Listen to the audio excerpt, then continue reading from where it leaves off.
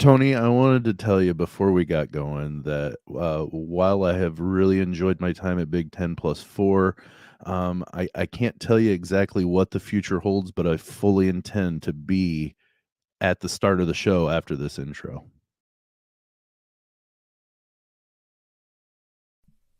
Big 10+4 is a member of Odd Pods Media and ASAP All Sports All Plays Network.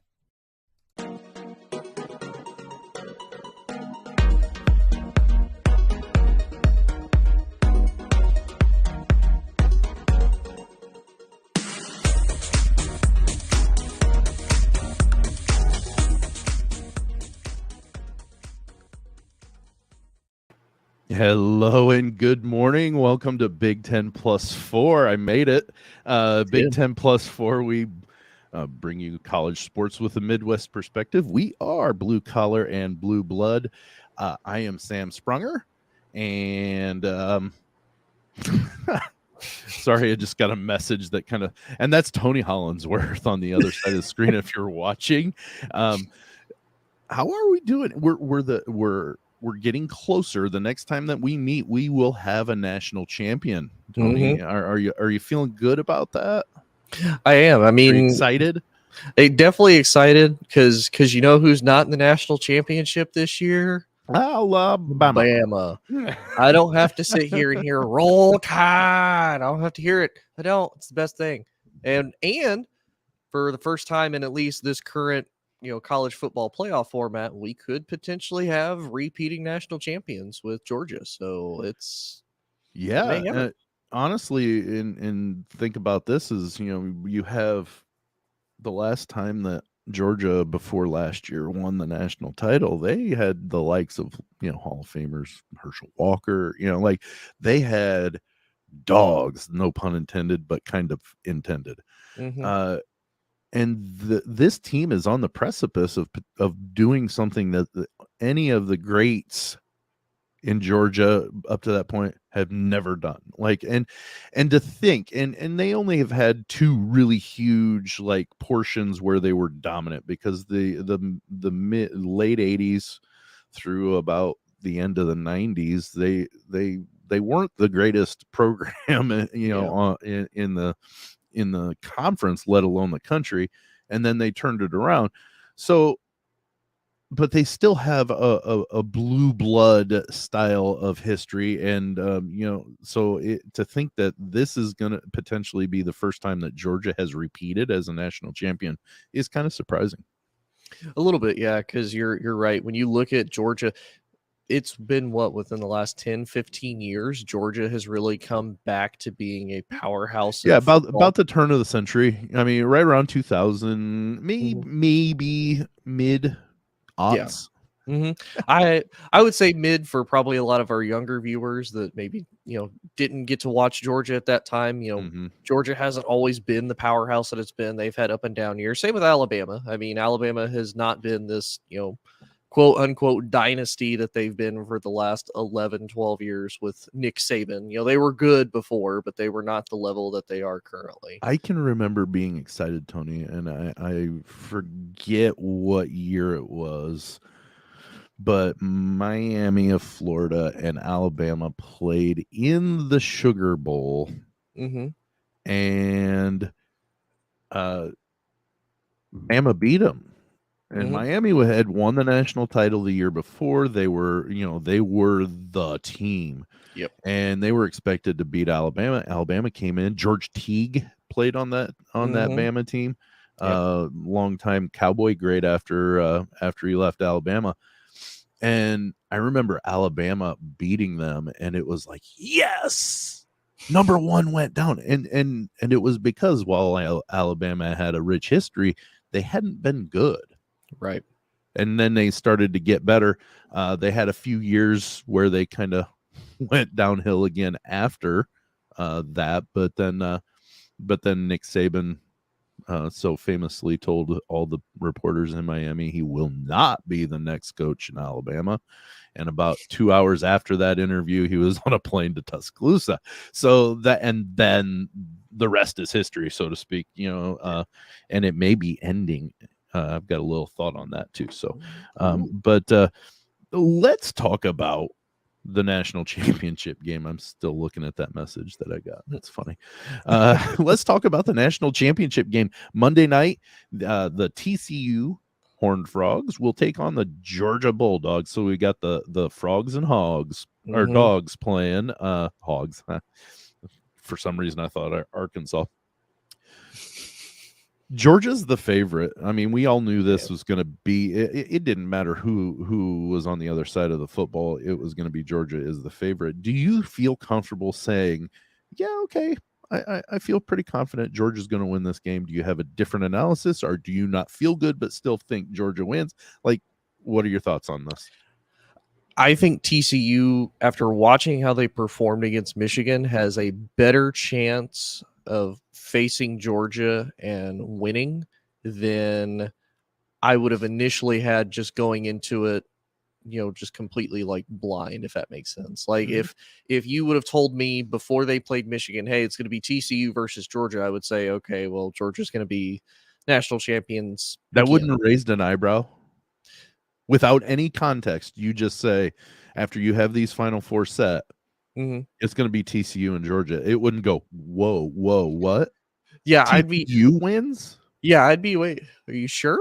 And that's why would it raise an eyebrow to where you think, well, maybe I need to reevaluate whether or not it's Georgia that I'm picking right away. Sorry to interrupt. I just did. No. And that really is that's kind of the point of it's, TCU won a game that I didn't expect for them to win. That, we talked about it on Wednesday. We've talked about it the last couple of shows. Nobody expected TCU to win. This is not a team that, at least on paper, the whole recruiting system, like Fort Worth might have Fort Worth might have expected them to win. How about that? Oh yeah, Fort Worth did. Fort Worth definitely did. But everybody else, the other 49 states in the United States, and most of Texas did not really expect it. And really watching how Ohio State did as well as they did against Georgia. Now, again, Ohio State's also a different beast. Again, better talent to me, but that game against Michigan to me showed a lot with TCU. They proved a lot of people wrong with the whole, well, they don't deserve to be here. They haven't beaten anybody, they haven't beaten any quality opponents. They beat Michigan really that entire game.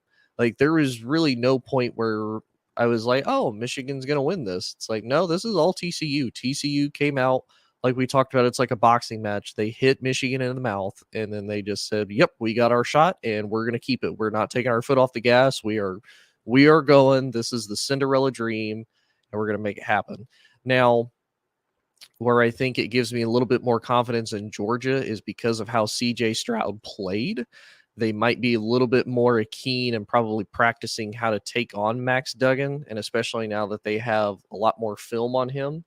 Now the question is can they take the film and can they take the practice and put that into actual reality when they face him? Because seeing it and kind of studying it is one thing, but can you really stop it when it's on the field? Because do you have a way to recreate that in your practice field? Because I don't see Stetson Bennett out here trying to be no Max Duggan. Like, well, I don't know that I'd want him being Max Duggan while going against that defense.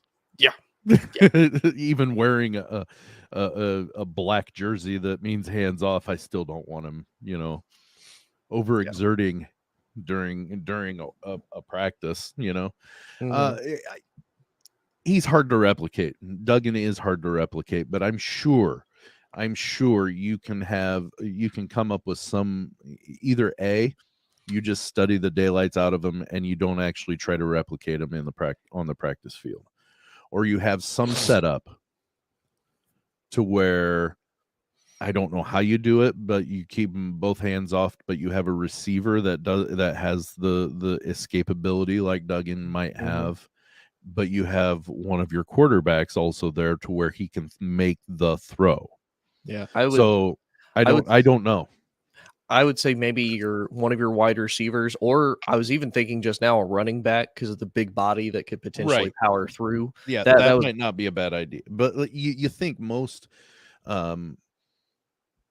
not most, but a good percentage of wide receivers have been a quarterback at some point. So they can throw on the run if they need to, to kind of replicate what Duggan can do in game. Yeah. And that's the only thought that I was putting to that part. Mm-hmm. Yeah. I mean, don't get me wrong. It made sense, but yeah, I would argue you could probably do wide receiver, running back. You could maybe even do tight end if they've been converted from quarterback, because there's still a little bit of that big body that can move people and go through. Because to me, that's part of what Max does. He's not really a speedster. He's not going to beat you just by outright speed. He's just a big power dude that is going to run through you. And so, like you said, I do like the wide receiver aspect in being able to throw, but like to me, that his biggest strength is his scrambling ability. And like I said, I think you could probably get close with replicating some of it. But like I said, I think that's honestly to me what gives TCU a slight edge. And I know as of right now, Friday morning, Georgia is 12.5-point favorites to win. So I think it's slowly been going down from initially, but yeah. I still can't buy that. No? No, and I'll explain why. And none of it's really like backed by anything really solid other than when has TCU been blown out? Every team that they've went against, whether they were expected to blow them out, they've done that. Or like, teams like Baylor, they weren't a dumpster fire or horrible this year. They were decent. They were good enough. They could have beaten TCU. But TCU found a way. Yep.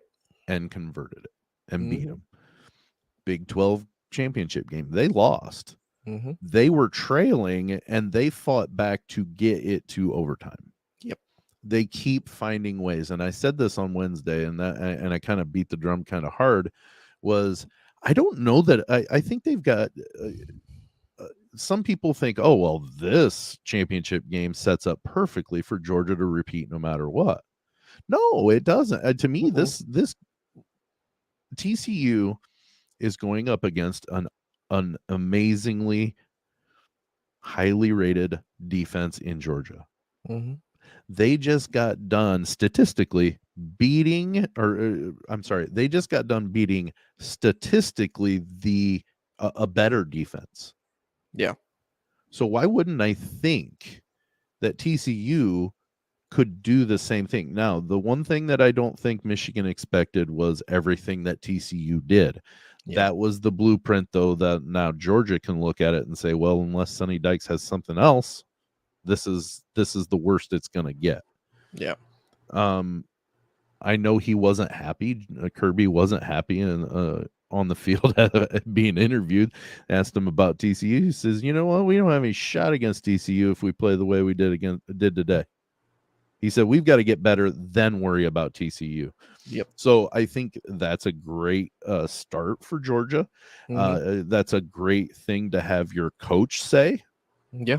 Because while we're happy we're playing next week, we got to get better or we're not winning next week. So, I mean, to have it start there, that's great. Yeah. It's getting the players to buy in because you know what? They've seen week in, week out, everybody saying, well, TCU is not that good. Or TCU is the fourth team in this playoff. Or TCU just isn't the caliber of Georgia. That's the one thing that Kirby Smartin really needs to beat into their psyche, is because I think Michigan believed the headlines and that got them beat. Yep. If Georgia can remember that they still have to play and win the game to be a national champion, and they take it as business as usual, I think Georgia wins. Because they are the better team. But Jimmy's and Joe's are better on the Georgia side than they are TCU. That doesn't measure heart, though. And that's why I keep pulling back to TCU and saying, well, how are they going to figure it out this week? Because I think they will. And I'm like, well, how are they going to do it? I still think there's too much on Georgia's side. So I'm very hesitant, but I still think Georgia repeats. Yeah, I'm the same way. I'm hesitant. I honestly I'm one of those people right now. I'm kind of sucked into the whole TCU Cinderella story. Like I would love for them to win. Yeah. Just because they're a team nobody expected. If I remember right, they didn't come in ranked. They didn't get ranked in the season until like week 6.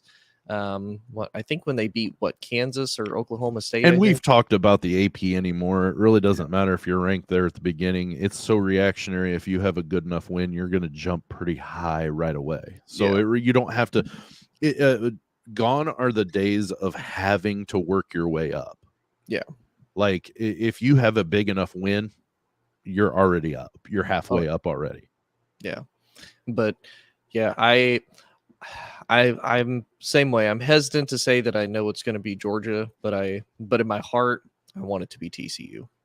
Yeah, and I don't necessarily think I'm going to be openly rooting, but if TCU who starts blowing the doors off them, I might get excited. Yeah, and what I will do then is hope for Georgia to get back into it. Yeah, because then that means it's a good game. Like you're gonna have some excitement happening, and the Michigan TCU game was kind of like that. You know, we kept texting, and all three of us back and forth, and Dalton was like, yes, he's really excited. You know, that rivalry thing, he just really can't bring himself to rooting for Michigan. And he's excited. And then I saw that text, and within 3 minutes Michigan had brought it back within like a possession, and I said, I'm still not convinced that TCU wins. I want that. I want that. I want one of the teams to. I don't know that I want Georgia, because I think if Georgia gets a big lead, they're going to shut it down, because that will force TCU into one dimension. But if TCU jumps out, Georgia's got both. They've got a passing game, they've got a running game. So if it's early like it was against Michigan, I feel comfortable that I think Georgia could get back into it, making a nice game, and I think they'll win. I'm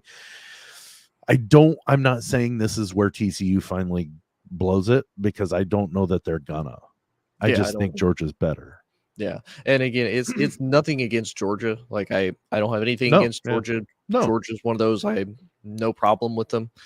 But yeah, overall, I think they are just again, on paper, analytically, what we've seen on the field, they are a better team. They've got more talent than what TCU does. But again, with TCU, to me, is the epitome of do more with less, and they've managed to be able to do that extremely well all season. So you hadn't joined the show up on the show yet, and I don't know if you heard the episode or the show the week that I was talking to. Well, it would have been this week, which coincidentally we never did mention on Wednesday or at the beginning of this.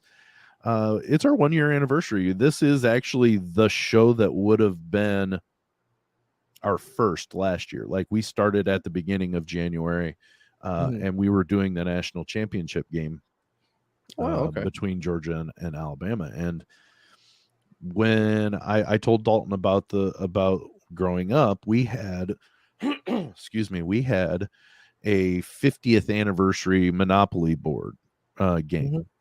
Yeah. And it went back. What they did is they took the pieces and reverted it back to what it was originally, like what they were originally. Right. And so instead of a car, they had a little train. And instead of a Scotty, they had a bulldog. So me being the youngest, and 6 years separated me from my brother, who was the middle child. So enough that I did a lot of things on my own, kind of imagination, creating things on my own. So I would pull this Monopoly board out, and I made a game of basketball by rolling dice. Well, the two pieces that matched best were the train for Purdue and the bulldog for Georgia. So it would always be Purdue against Georgia. And whenever I always manipulated it to where Purdue won, but it always kind of gave me an affinity for Georgia. So I'll be happy if Georgia wins. They're not my school. I don't get angry when they lose. I really, honestly, I don't care, but I like seeing them do well. I have a couple of Georgia shirts that I've used for, whatever, as undershirts or work shirts or whatever, but I'm not ashamed of it. I like Georgia. Yeah. Even though it's a Green Bay Packer G.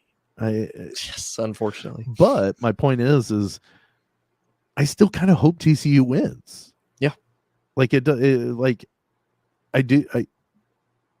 I'm critical of a team that I actually kind of like, I guess is what I'm getting at on that one. But let's move to the second quarter. I'm not really 100% sure where we'll go in this second quarter, but let's go. We'll figure it out.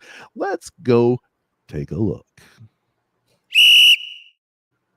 All right, we're entering the second quarter. We're not talking national championship game anymore. Wanted to bring up the multiple reports have come out that Michigan will be I don't want to say hit, but or served, I guess, served papers from the NCAA about potential investigation on allegations and things like that happened with their football team. Yep. I know we talked on Wednesday that we will talk again about Coach Harbaugh at Michigan and kind of his where his trajectory may go on Wednesday when Dalton's back, and it will also be after Black Monday. So that will allow us a few more positions and honestly, maybe a decision. It may be a quicker talk because he may be gone. I don't know. You just don't know how quickly things will work, or if he actually does leave. We don't know what the allegation or the findings or the papers that are or the allegations that are being brought up or whatever. It did say Friday would be when it came out, so sometime during the day today, they'll come out. We'll have more of that next week when we come in. We want to have a little bit more of a stronger grasp of what it is. That's one thing that we want to make sure. We don't necessarily need to be first. We want to be the best of what we have presented to us. So if we let it go a day or so longer, we'll have more information and we'll be able to really tackle it a little bit better. So I guess this took a little bit longer than I expected, Tony, to describe, but we will talk a little bit about Jim Harbaugh, Michigan, kind of everything that's panning out after this weekend on our first show next week. Yeah. Now, I do have to ask, because it kind of pertains a little bit, but without getting too in depth, obviously, because I asked my buddy this on my podcast last night, and I want to ask it to you, and I'll probably ask it to Dalton on Wednesday. So we've really heard it more of the last 2 years. We kind of heard a little bit of an inkling of it ever since he returned back to Michigan of, Harbaugh eventually wants to go back to the NFL. My question is, why is he more so pushing it now that he's had 2 back-to-back successful years, about as successful as you can get with the exception of at least, going to a national title game and winning the national title. You finally beat your big rival twice, and you're competing in the college football playoffs. Yep. You have your whole thing reestablished. You have your identity established. I guarantee you're probably back in the favor again, with the exception of what may or may not happen with the potential allegations or not. You're in favor with your alumni. Why are you now? It seems like now he's pushing harder to go back into the NFL than he was when it's like, well, he can't beat Michigan State. He can't beat Ohio State. He can't win the Big Ten. He's not even going into the playoffs. He's just playing for bowls, and they keep losing the bowls. They're 1-6 under Harbaugh in bowl games. So, to you, what's your thoughts on him basically leaving during his best performance at Michigan so far? Okay. So I've got a couple of I don't think he's ever been both feet in at Michigan. Don't ever think that's been the case. I excuse me, I've talked about this multiple times, or at least once. I know when I first started my original podcast, we were a sports podcast, and that was in October of 19 is when we started that, and it was within the first 5 episodes. So before 2020 hit, we were talking about Harbaugh leaving already. Yeah, he hadn't beaten Ohio State at that point. I think he's always he did not win. He did not win the Super Bowl. He made it to the Super Bowl. They only lost by 3 points. And it was a coin flip on whether or not it was a pick'em Super Bowl basically. The Ravens and the Niners were really close, and it was the Harbaugh. Yep. I think that grinds on him. I couldn't win the Super Bowl, but my brother beat me in the Super Bowl to get his Super Bowl. his ring. Yeah. I think it bothers him. That bothers him. I think he and I said this a while back. I think he likes being the pretty girl. I think he likes to be the pretty girl at the dance where everybody is like, oh. Look at her. Look at what she's got on. Oh my When god. is he going to have more firepower to get a job in the NFL? Is it after a 9-4 season where they lost to Ohio State and they underperformed in a bowl game? Or is it back-to-back Big Ten titles? You beat Ohio State both years. You didn't quite win in the postseason, but when you took over here, it wasn't good. And now look at it. Next year, whoever takes over for you will be in prime position to make it to the playoff for the third year in a row. Well, his stock's high.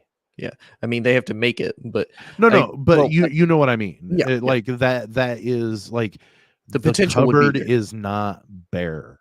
Yeah. So it's one of those that look what I did. Look what I can do for your franchise. I don't think he's a college guy. I don't think Michigan is his final place, and I think that's why now especially it seems like he's pushing even harder. That's honestly, and we can talk more about ins and outs, a little bit more on Wednesday, but that's basically my really long honest answer. Okay. Yeah, because I mean, I just wonder, because honestly, it's not like he wasn't a hot commodity when he got released by the 49ers. It was like, the same thing. I mean, the Niners were an absolute dumpster fire. Mike Singletary put the pieces there. He put the pieces in, and Harbaugh brought it in and Harbaugh put it all together. Yeah. He went to 3 straight NFC championship games. He is a good NFL coach, and not every NFL coach translates to college and vice versa. Yeah. I mean, look at Urban Meyer in the NFL. He didn't he'll never coach in the NFL again. I mean, seriously. I mean, Nick Saban didn't do well with the Dolphins, and I don't think he will ever. I don't think he'll ever coach in the NFL again. I think he will finish at Alabama. I was gonna say I don't think he'll have another job again. No, and not because he does, and not because that people would be offering, just as he wouldn't want one. Right. So, yeah, I would be shocked he would go into and be an analyst over going to a different school. I think I don't know that, and honestly, I wouldn't call him loyal either by any means. No, even though he's been at Alabama for so long, he's not. He left Michigan State to go to LSU. Well, then he left LSU, dropped LSU to go to Miami. Yeah, I mean, so not to bash. I don't care. Do what you want. I really don't care. It's not any team that I'm concerned with. So I'm not. I don't. Yeah. Yeah. But with Harbaugh, I think it's just a matter of he's not a college guy. Yeah. But look what he's done in college. University of San Diego. He turned them into something. Then he goes to Stanford, which was horrid. Ends up beating at number 1 USC multiple times. Yep. And then going to, like we mentioned, San Francisco, where the cupboard had been stocked a little bit, but it was very unorganized. He brought 3 straight NFC championship games, 2 different quarterbacks. That's saying something there too. Yeah, and 2 different styles of quarterback too, because you had Alex Smith, who was more of your traditional pocket passer, who was kind of underwhelming. Like, he was a first-round pick, didn't really do what we thought he would do. And then then you had Kaepernick, who he was more of a run first. They could easily drop 300-400 yards on you. Yeah, and Kaepernick could throw it as well. I mean, that is kind of the good thing that I did like about the 49ers, and it seems like they've kept that throughout the year so far, as Aaron Rodgers and the Packers still have to call San Francisco daddy, and it makes me very glad. It makes me very glad. Well, I mean, it happens from time to time. I'm not. No, it's interesting talk And we honestly, we could talk about it for days and days if we really wanted to, but let's jump to the halftime break. We got some basketball on the other side of the half before our headlines. So let's go do that, and we'll be back. Let's do it. You are listening to Big 10 Plus 4, hosted on Anchor and StreamYard. Hey, this is Russ. This is Kyle. This is Michelle. From the Infectious Groove Podcast. Join us every Monday for the most fun you can have with a music podcast. The Infectious Groove Podcast uses a positive and fun approach as we take time every week to share our jammy jams, then dig into a thought-provoking topic discussing all decades and genres of music. You can find the Infectious Groove Podcast on all major podcast platforms, or you can head to infectiousgroovepodcast.com to find us there and subscribe. We might have a controversial opinion here or there, but we always have fun with it. Oh, I'm sure I'll say something dumb. Subscribe to the Infectious Groove Podcast, part of the Odd Pods Media Network. Hi, I'm Tina Jaramillo. And I'm Hillary Doherty. And we host the Muck Podcast, where we discuss the dark and sometimes weird true stories in American politics. Hey, Tina, did you know that Elvis crashed the Nixon White House for the sole purpose of getting a DEA badge, and it worked? What? Or how a gun control advocate senator out of California engaged in gun trafficking with notorious gang leader Shrimp Boy? Shrimp Boy, I remember him. Okay, so, we cover all of that and more from maladies, madness, mischief, and murder in U.S. politics. And we also host a bi-weekly interview segment called Lil Muck. We interview politicians, journalists, activists, and others who share their experiences in politics. Find the Muck Podcast wherever you listen to podcasts, and check us out on social media at the Muck Podcast. Okay, so we enter the third quarter, and really quickly, the year is January 1st, 1993, and the number one Miami Hurricanes, 11-0, from the Big East, are taking on the Alabama Crimson Tide, who are 12-0, who won the SEC championship game as well. Dennis Erickson against Gene Stallings, iconic matchup there. Mm-hmm.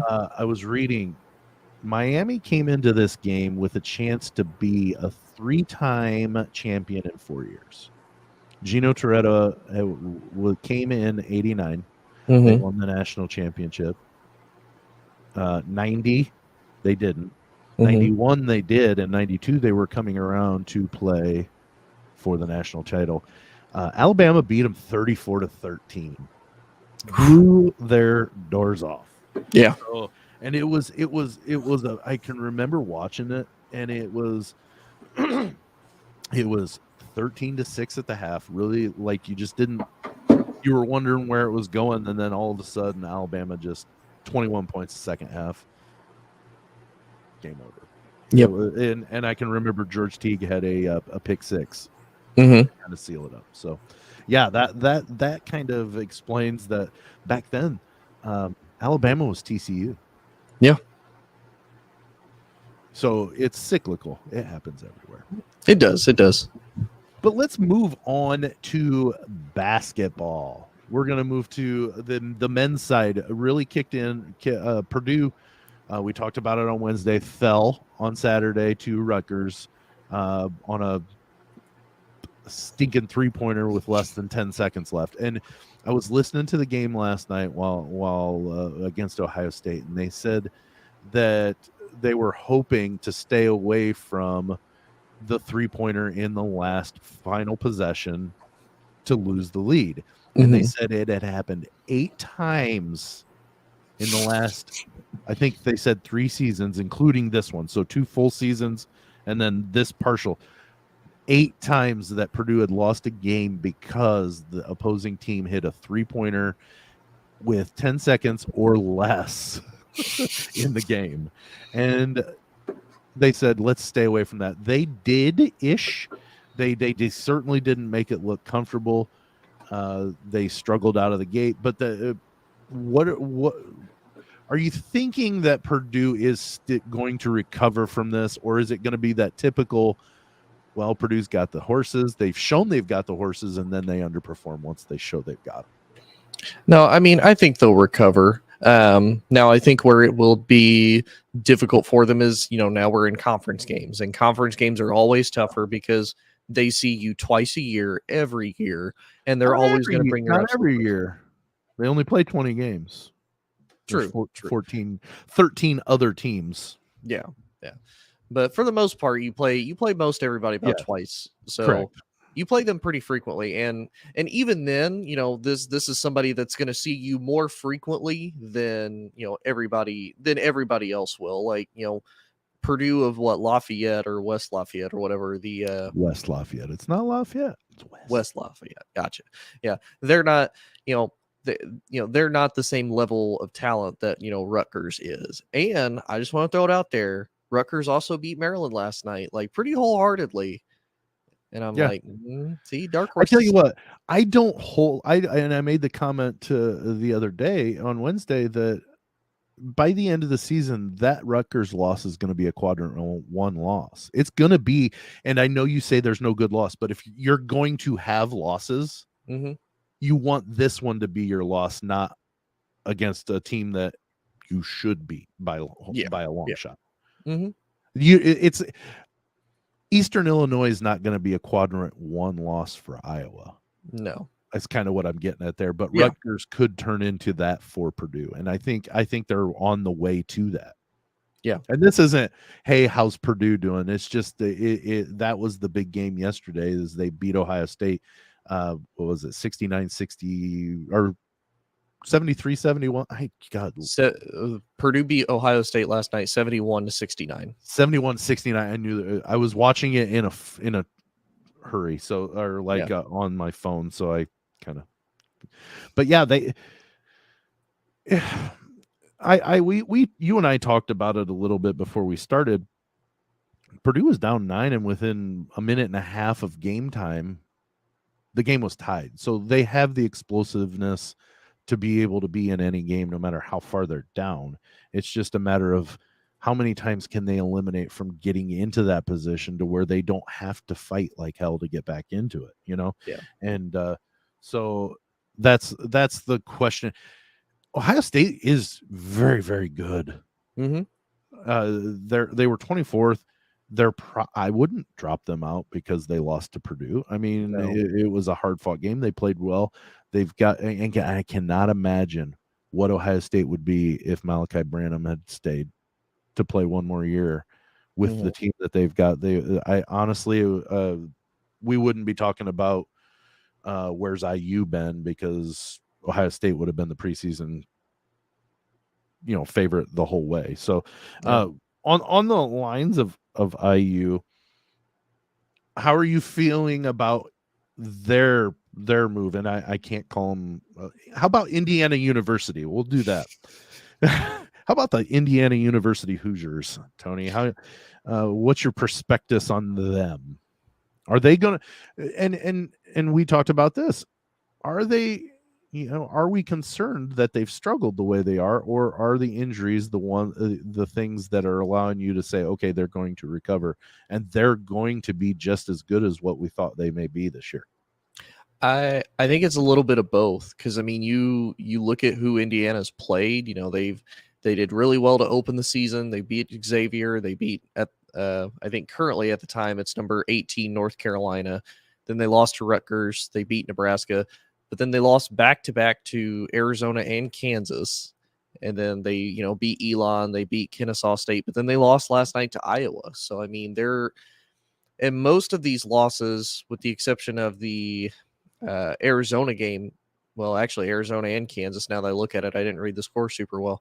They're losing these games very wholeheartedly, not just barely. So it does give a little bit of concern, because it's like, I don't know if I fully trust IU right now, especially after that. And, with the expectations going in, how they looked. And, we talked about it when we thought that the Big Ten was going to kind of have a down year. Indiana was the preseason favorite to kind of win it. Yeah. And now we're like, maybe not. And, we've kind of talked about, and obviously, one loss here or there isn't, super bad, but it is crazy though how teams that we don't expect to do well are doing well. Like Northwestern is 11-3 right now. They're 2-1 in the Big Ten. They beat Illinois by 13. Michigan beat Illinois was the number 2 overall pick and Dalton stated that right away. He said, I don't know how they may be in trouble. They don't, they have a lot of one position, and it's if that's not working, how do you rebound from that? How do you rebound? And I think it's shown. They've lost some embarrassing games. Missouri blew their doors off. Yeah, they're 0-3 in the Big Ten right now. Yeah, so maybe we missed the mark on them, like we missed the mark on Purdue. Thinking, oh, they're going to be middle of the pack of the Big Ten. Well, it's turning out they may be could be the best team in the Big Ten. We just don't. There's still a ton of the season left, and I think IU is going to get better. And I wholeheartedly hope they lose every game as a fan, but I'm not naive enough to think that as a commonsensical person, right? And I don't know that I want them to. I want them to be able to put forward some good games against some of those teams Purdue might need to lose. So, I'm not saying I'm going to root for IU. That never left my mouth, Tony. But at the next day, I may smile a little bit if I see that the team I needed to lose lost to IU. I'm not gonna lie. Right. Well. And here's the other thing that's kind of surprising that I just saw. There's only 2 teams that are currently, as of right now, undefeated in the Big Ten, and that is the Wisconsin Badgers, who are ranked number 14. Shocker. And Michigan. Michigan's undefeated right now, and like I said, they just beat Penn State by 10, and then they face Michigan State tomorrow. So that's going to be a good game. That's going to be a fantastic game. That's going to be a really good game. But all I heard was you're rooting for the Hoosiers. Let's look at this. We talked about the Purdue Ohio State game and how Purdue won, and you mentioned that Rutgers handled Maryland pretty well, and Iowa beat IU. Yep. So that was a pretty high scoring game. Chris Murray, 30 points, 91-89 over IU. Trace Jackson Davis, though, 30 points for IU. So I don't worry, because that's going to happen more. And as they get healthier, they're going to win games, even games that they probably shouldn't, and there's not going to be many of those games in the Big Ten season that they should win or should lose a game, but they end up winning. But that's gonna happen. They're gonna match up against, let's say, Wisconsin or Purdue, and they're going to beat them. And you're gonna go, whoa, where'd this come from? Well, IU's not bad. They've got the horses. They're just getting healthy, and whether or not they're having an on night. So I don't wish ill will necessarily, but I hope they lose. And real quick before we potentially move on, do you think this was Iowa's game to potentially turn it around and maybe be more of a fearful threat? Because we honestly, we figured Iowa would be up there as one of those teams in the Big Ten where, like, we kind of tossed it up to what IU, Purdue, potentially Michigan State, maybe Michigan, and I know Iowa had to be up there because of Chris Murray. Do you think maybe this is the game that kind of turns the ship a little bit? I know the way I kind of looked at it was I had Iowa lower than what I had Purdue, but I had Purdue, 5 or 6, and I had Iowa maybe 6 or 7, maybe 8. Like, they were right below. I don't know, because while they still lost to Eastern Illinois, that's a struggle to think that, are they going to run into Northwestern, who eventually probably will come back to earth and stay a little bit below 500, if not well below 500 in the Big Ten? Do they fall to Northwestern? Do they fall to Minnesota? These teams that they should be handling like they should have handled Eastern Illinois. I don't know, because and it's the conundrum of what college sports is you're going to have crazy kooky times to where all of a sudden, oh, hey, he flunked a test, and not many kids are really going to let that affect them, but there's going to be some, then all of a sudden he has a crappy shooting night. His girlfriend breaks up with him, and all of a sudden he can't hit the broadside of a barn, whatever. These are kids at the same time, so they're, good Lord, I have 3 teenagers. I if I had hair, it would be gone. Iowa's better than what I assumed they are. They're better than 1-3 in the Big Ten. They were 0-3 going into this game against IU. Like that's explaining a lot. Is they've struggled a lot, and they're 9-6 overall. So like they I don't know, maybe.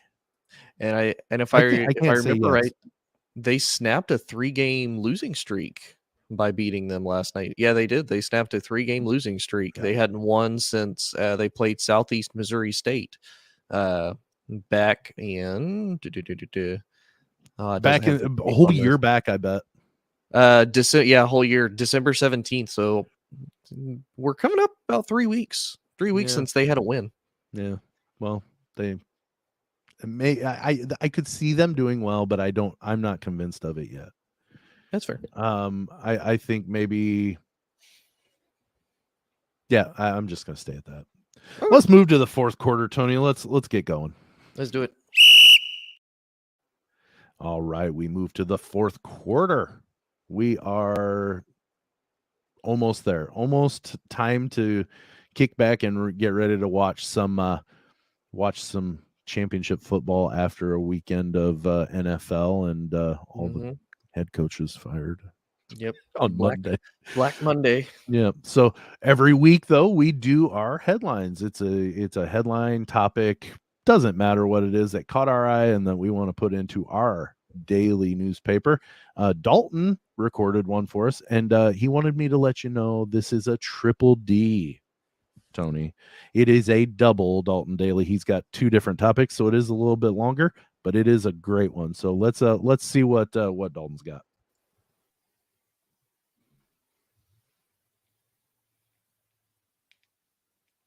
For the Dalton Daily this week, I'm actually going to make it a double Dalton Daily. We got 2 stories we're going to take a look at. Yeah. I mean, you can't beat this, right? We give you such great quantity. You just can't beat this. But coming up on Saturday at 2:30, it's going to be Michigan State, Michigan colliding on the hardwood floor once again in what has become one of the best basketball rivalries in the entire sport. You could put it in the top 3, I think, fairly easily at this point. And certainly in right around that area. But it's given us so many great memories of recent. I remember being in the arena in 2019 for one of the greatest stretches of MSU basketball history, where February 24th at Chrysler Center, Michigan State comes from behind, knocks off a top 10 Michigan team with injuries. Nick Ward was out for the game. Michigan State really kind of was left for dead by the media. They somehow went there, got that win on February 24th. 2 weeks later, on March 9th, Michigan State hosted Michigan in what was going to be the final game of the regular season. Both teams entered the game 15-4 in Big Ten play. Purdue had earlier in the day finished their season at 16-4. So these 2 teams knew this was a winner-take-all. Whoever wins this game is going to share a Big Ten title with Purdue and be Big Ten champs. And you can't get a better stake for a rivalry game than that.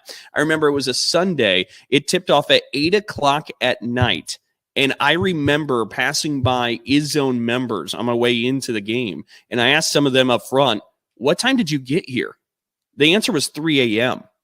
The college students had been outside for 18 hours waiting just to get in there in February for that game. In February. No, March, excuse me. Sorry. Still cold. Yeah, very cold, especially in Michigan. But like it captured, and I've never heard an arena louder than what that place was that night. Michigan State was behind that game. They came back. Aaron Henry had that dunk on Iggy Brazdeikis. Michigan State just went off on a huge run in the second half. Never heard a louder gym in my life. That was the essence of what college basketball is supposed to be and what makes us love college basketball. Then 8 days later, March 17th in a Big Ten tournament title game. Actually, I think March 9th might have been a Saturday, but March 17th was a Sunday, Selection Sunday. They come from behind again to beat Michigan for the 3rd time in just over 3 weeks. Matt McQuaid goes off with 20-some points. Just a phenomenal memory. And that's kind of what's at stake again when Michigan State and Michigan meet. There's so many great memories of each team getting the better of each other, so many memories that we hang on to for the rest of our lives.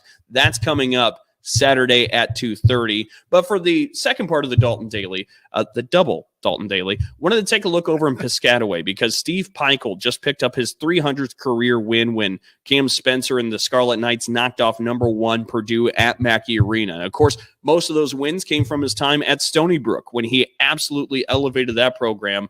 But what he's done in New Jersey with the Rutgers Scarlet Knights program has been nothing short of phenomenal. This is a program that, for the most part, people kind of pointed at, maybe laughed at. They certainly chalked up wins when they looked at Rutgers on the schedule, and that's certainly not the case anymore. Since Steve Peichel has been in Piscataway, he's made a culture that has been tough as nails. As Matt Painter said in the postgame after suffering the loss, he said, look, if we were going to war, we would swing by Piscataway and pick those guys up first because that's the kind of guys. He said those cats play for keeps, and we know that every time we line up against them.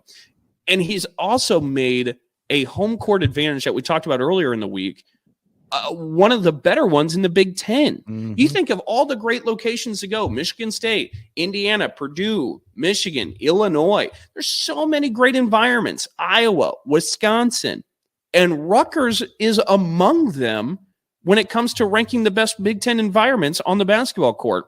And a big part of the reason why is because of the belief and hope that Steve Peichel has represented for Rutgers and for the folks over in New Jersey since he's gotten there. And what he's built has certainly just been amazing. So we wanted to tip our cap to Steve Peichel on the milestone 300 wins because, boy, does he certainly deserve it for what he's done with that Rutgers program. Always tough to play in Piscataway. Yeah, it's tough to play in Piscataway, and Peichel got win 301 last night. So he did. Let's move to the Tony Tribune. So this is a little bit more of the kind of bringing the NFL / real world into Big 10+4, the college world. So obviously we saw on Monday, DeMar Hamlin took a hit and unfortunately ended up having to go to the hospital, ended up receiving CPR and other life-saving techniques, and is still currently in critical condition, but slowly getting better. He has slowly regaining use of his lungs. He's actually writing things down on paper now. He's communicating.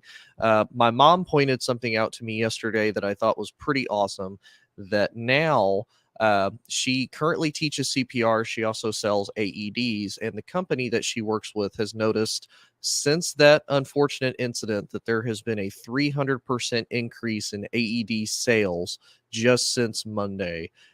So that to me shows that people are now starting to get serious with some of this more life-saving interventions. I can tell you from a medical perspective, when those individuals started CPR on him, that was the best thing that they could have done. The earlier you do it, the earlier you get started, the earlier you start some type of intervention, the better chance that individual has at recovering and having a chance at survival.